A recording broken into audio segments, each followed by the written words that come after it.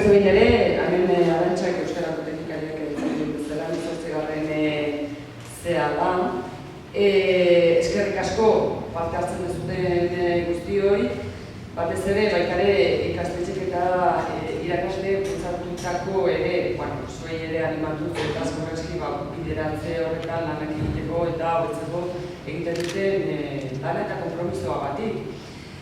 Besterik gabe, importantena da zuen lanak eta hemen egin dituzuen gauzak ikustea eta zorionak irabazi duzutenei eta baita ere parte hartu duzuen guztioi. Azken batean hori da importantena. Euskara, Euskarri edoretzat tresna erabili, kazetaritza munduan eta erabiltzeko. Saritutako lana gazteen xalotasunetik doinuen maitasunera. Saridunak Paula Abrego eta Sara Santa Cruz.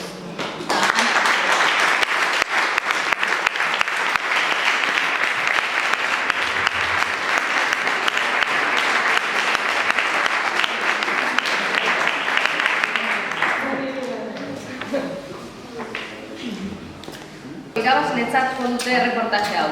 Tituluaren diseinua, gaiaren hautaketa, erreportajearen garapena, dena oso ongi landutakoa da. Euskara maila aldetik lan honena da.